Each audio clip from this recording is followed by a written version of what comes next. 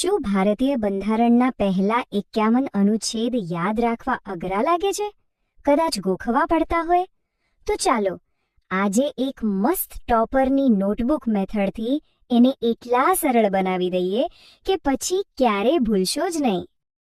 Okay, તો આજના agenda પર એક નજર કરી લઈએ. સૌથી પહેલા ભાગ 1, સંઘ અને તેનું રાજ્યક્ષેત્ર. પછી આવશે નાગરિકતા, એટલે કે કોણ અહીં રહી શકે છે. એ પછી સૌથી અગત્યનું મૂળભૂત અધિકારો, અને છેલ્લે સરકાર માટેના માર્ગદર્શક સિદ્ધાંતો. આ બધું યાદ રાખવા માટે એક માસ્ટર ચીટ શીટ પણ છે. તો ચાલો આપણે આપણા દેશને એક ઘરની જેમ સમજીએ. પહેલા પાયો, પછી લોકો અને પછી ઘરના નિયમો.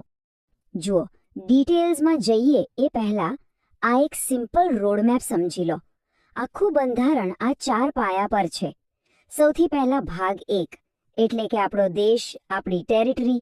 પછી આવે ભાગ 2, એટલે કે એ દેશમાં રહેનારા નાગરિકો. અને એકવાર નાગરિકો નક્કી થઈ જાય એટલે એમના માટે 2 વસ્તુઓ આવે. એક, નાગરિકોના હક, જે ભાગ 3માં છે, અને બીજું રાજ્યની ફરજ, જે ભાગ 4માં છે. બસ આટલું જ છે. પહેલા જમીન, પછી લોકો, પછી લોકોના હક અને સરકારની ફરજો. સિમ્પલ.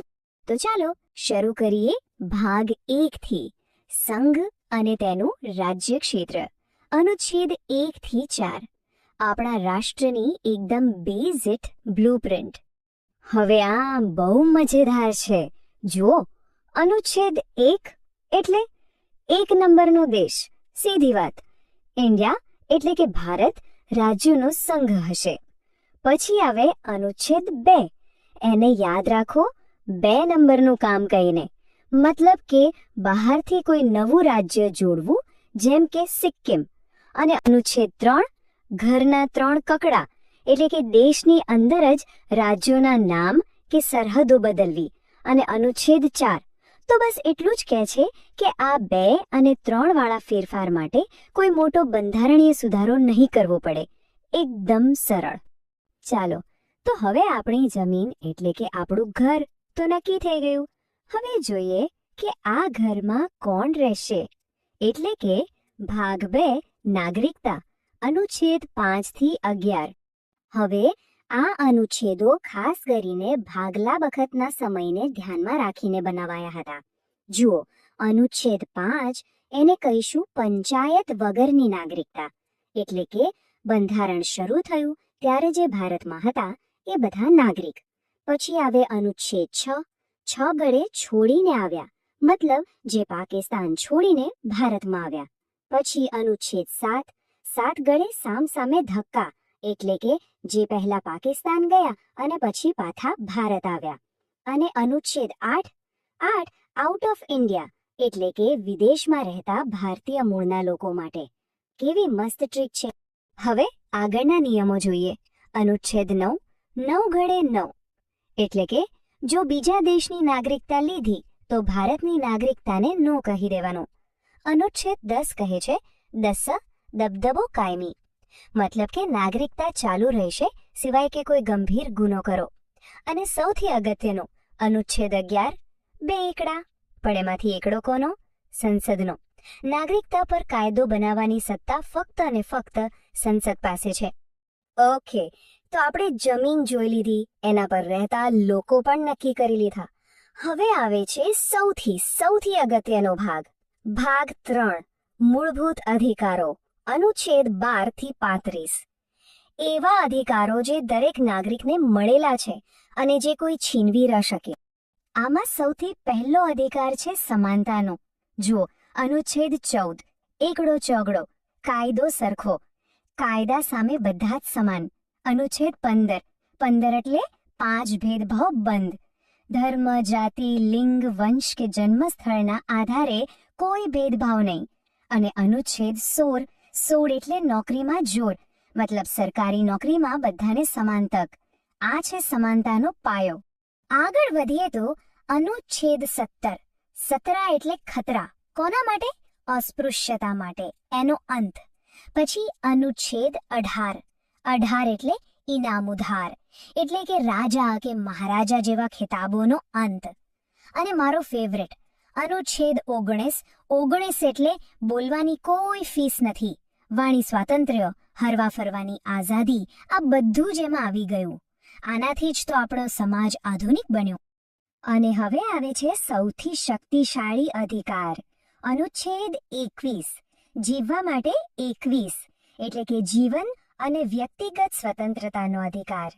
આ એક જ અધિકારમાં ઘણું બધું સમાયેલું છે અને પછીથી એમાં જ અનુચ્છેદ 21A ઉમેરાયો, જેને આપણે કહી શકીએ ભણશે ગુજરાત.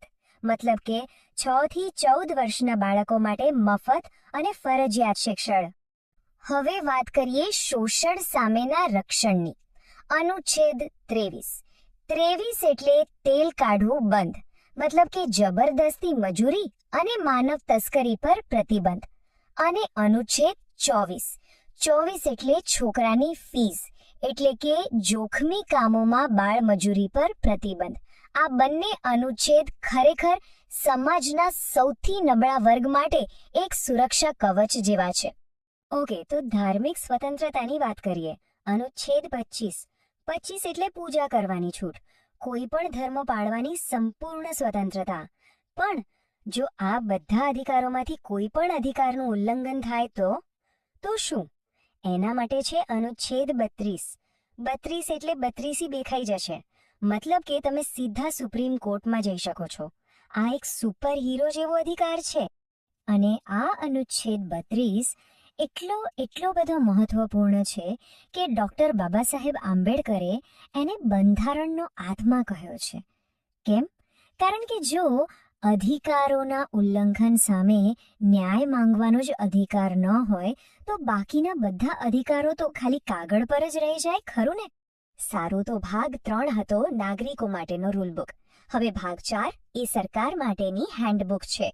રાજ્યનીતિના માર્ગદર્શક સિદ્ધાંતો, અનુચ્છેદ 36 થી 51.